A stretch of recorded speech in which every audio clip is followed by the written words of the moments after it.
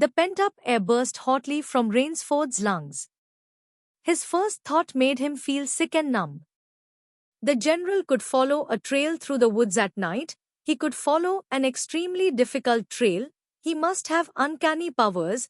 Only by the merest chance had the Cossack failed to see his quarry. Rainsford's second thought was even more terrible. It sent a shudder of cold horror through his whole being. Why had the general smiled? Why had he turned back? Rainsford did not want to believe what his reason told him was true, but the truth was as evident as the sun that had by now pushed through the morning mists. The general was playing with him. The general was saving him for another day's sport. The Cossack was the cat, he was the mouse. Then it was that Rainsford knew the full meaning of terror. I will not lose my nerve. I will not. He slid down from the tree and struck off again into the woods. His face was set and he forced the machinery of his mind to function. 300 yards from his hiding place he stopped where a huge dead tree leaned precariously on a smaller, living one. Throwing off his sack of food, Rainsford took his knife from its sheath and began to work with all his energy.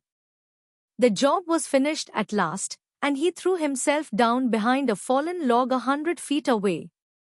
He did not have to wait long. The cat was coming again to play with the mouse. Following the trail with the sureness of a bloodhound came General Zaroff. Nothing escaped those searching black eyes, no crushed blade of grass, no bent twig, no mark, no matter how faint, in the moss. So intent was the Cossack on his stalking that he was upon the thing Rainsford had made before he saw it. His foot touched the protruding bough that was the trigger. Even as he touched it, the general sensed his danger and leaped back with the agility of an ape. But he was not quite quick enough. The dead tree, delicately adjusted to rest on the cut living one, crashed down and struck the general a glancing blow on the shoulder as it fell. But for his alertness, he must have been smashed beneath it. He staggered, but he did not fall, nor did he drop his revolver. He stood there, rubbing his injured shoulder, and Rainsford, with fear again gripping his heart, heard the general's mocking laugh ring through the jungle. Rainsford, called the general, if you are within sound of my voice, as I suppose you are, let me congratulate you. Not many men know how to make a Malay man-catcher. Luckily for me I, too, have hunted in Malacca. You are proving interesting, Mr. Rainsford. I am going now to have my wound dressed, it's only a slight one. But I shall be back. I shall be back. When the general, nursing his bruised shoulder, had gone, Rainsford took up his flight again. It was flight now, a desperate, hopeless flight that carried him on for some hours. Dusk came, then darkness, and still he pressed on. The ground grew softer under his moccasins, the vegetation grew ranker, denser, insects bit him savagely.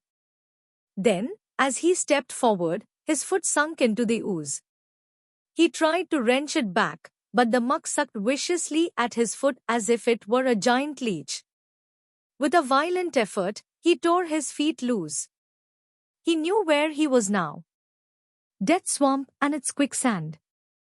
His hands were tight closed as if his nerve was something tangible that someone in the darkness was trying to tear from his grip.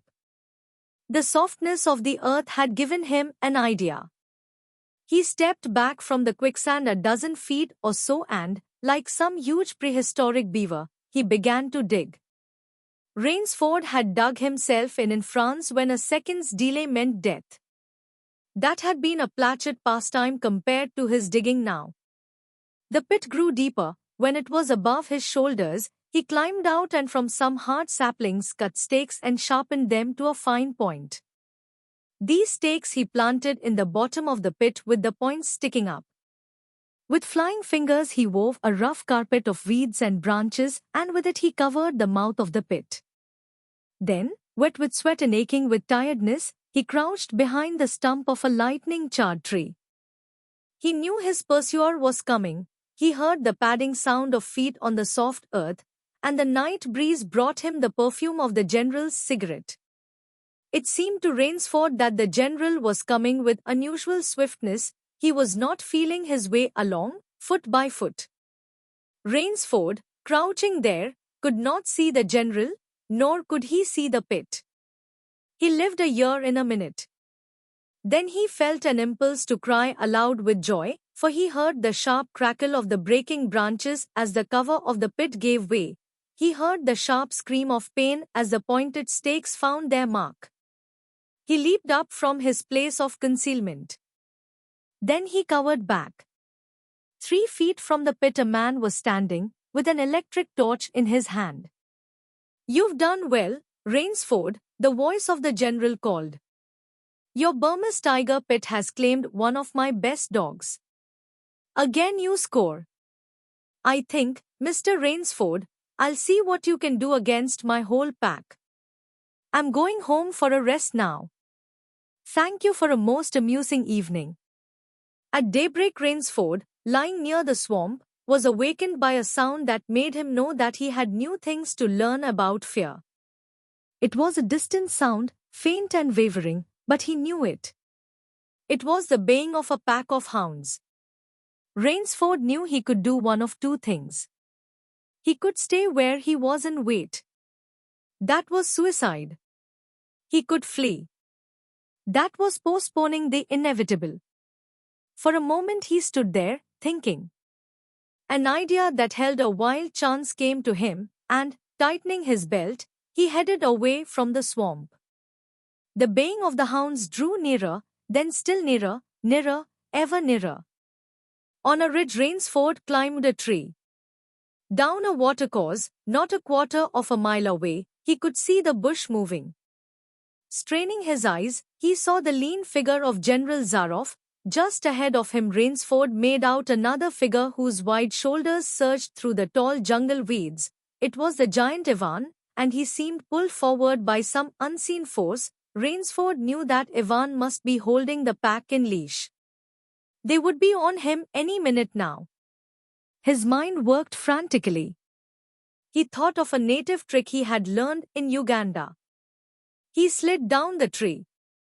He caught hold of a springy young sapling and to it he fastened his hunting knife, with the blade pointing down the trail. With a bit of wild grapevine he tied back the sapling. Then he ran for his life. The hounds raised their voices as they hit the fresh scent. Rainsford knew now how an animal at bay feels. He had to stop to get his breath. The baying of the hounds stopped abruptly, and Rainsford's heart stopped too. They must have reached the knife. He shinned excitedly up a tree and looked back. His pursuers had stopped. But the hope that was in Rainsford's brain when he climbed died, for he saw in the shallow valley that General Zaroff was still on his feet. But Ivan was not. The knife, driven by the recoil of the springing tree, had not wholly failed. Rainsford had hardly tumbled to the ground when the pack took up the cry again. "Nerve, nerve, nerve," he panted, as he dashed along. A blue gap showed between the trees dead ahead. Ever nearer drew the hounds. Rainsford forced himself on toward that gap. He reached it. It was the shore of the sea. Across a cove he could see the gloomy grey stone of the chateau. 20 feet below him the sea rumbled and hissed. Rainsford hesitated. He heard the hounds. Then he leaped far out into the sea. When the general and his pack reached the place by the sea, the Cossack stopped. For some minutes he stood regarding the blue-green expanse of water. He shrugged his shoulders. Then he sat down, took a drink of brandy from a silver flask, lit a cigarette, and hummed a bit from Madame Butterfly. General Zaroff had an exceedingly good dinner in his great panelled dining hall that evening. With it he had a bottle of Paul Roger and half a bottle of Chambertin. 2 slight annoyances kept him from perfect enjoyment. One was the thought that it would be difficult to replace Ivan, and the other was that his quarry had escaped him. Of course, the American hadn't played the game, so thought the general as he tasted his after-dinner liquor. In his library he read, to soothe himself, from the works of Marcus Aurelius. At 10 he went up to his bedroom.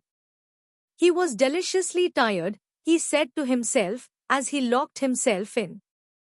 There was a little moonlight, so, before turning on his light, he went to the window and looked down at the courtyard.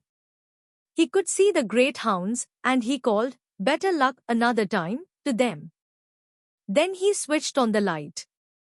A man, who had been hiding in the curtains of the bed, was standing there. "Rainsford," screamed the general. "How in God's name did you get here?" "Swam," said Rainsford. "I found it quicker than walking through the jungle." The general sucked in his breath and smiled.